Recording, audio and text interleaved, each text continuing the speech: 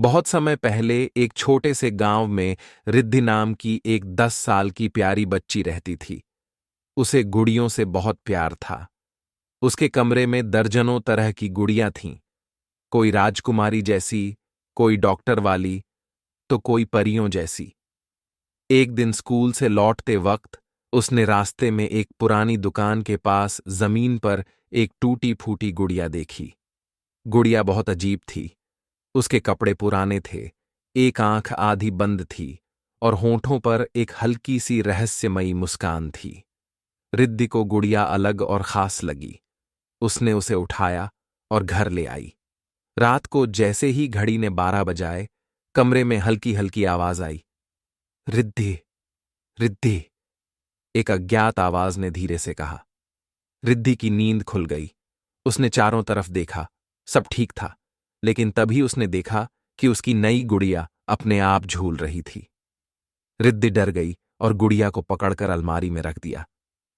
मुझे मेरे घर ले चलो, मेरे घर। अलमारी की आवाज में एक भयानक एहसास था।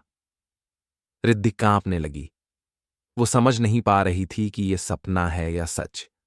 अगले दिन रिद्धि ने हिम्मत करके गुड़िया से पूछा, तुम्हारा घर कहाँ है? गुड़िया अचानक अपने आप खिड़की की ओर घूम गई। रिद्धि ने देखा, सामने की पुरानी सुनसान हवेली के दरवाजे अपने आप चर्र चर्र की आवाज से खुल गए। गांव के लोग कहते थे कि उस हवेली में कोई नहीं रहता। वहां कई साल पहले एक गुड़िया बनाने वाली औरत रहती थी, जो अचानक रहस्यमयी तरीके से गायब हो गई थी। रिद्धि, हवेली, हवेली, एक अज्ञात आवाज ने धीमी फुसफुसाहट में कहा।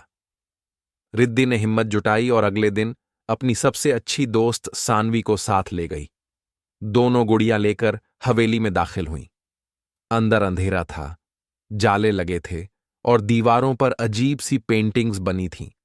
अचानक गुड़िया सानवी के हाथ से गिर गई और अपने आप चलते चलते एक पुराने कमरे में चली गई। यह देखकर सब हैरान रह गए। कमरे में एक बड़ा सा लकड़ी का बक्सा रखा था। गुड़िया उस बक्से के ऊपर चढ़ गई और जोर जोर से हिलने लगी। सानवी और रिद्धि ने मिलकर बक्सा खोला। अंदर एक पुरानी डायरी और बहुत सारी अधूरी गुड़ियां थीं। डायरी में लिखा था, जा, ये हवेली मेरी है। मैं बच्चों के लिए गुड़िया बनाती थी, लेकिन एक रात मेरी अपनी प्यारी गुड़िया में आत्मा फंस गई और मैं हमेशा के लिए इस हवेली में कैद हो गई। जो भी बच्चा मेरी गुड़िया पाएगा, वही मेरी आत्मा को मुक्त करेगा। तुम मेरी हेल्प करोगी रिद्धि? मुझे आग में जलाओ, तभी मैं आजाद हो पाऊंगी, गुड़िया ने विनती करते हुए कहा। रिद्धि और सानवी डर तो गईं, लेकिन उन्होंने हिम्मत करके गुड़िया को हवेली के पुराने चूल्हे में रखकर आग लगा दी।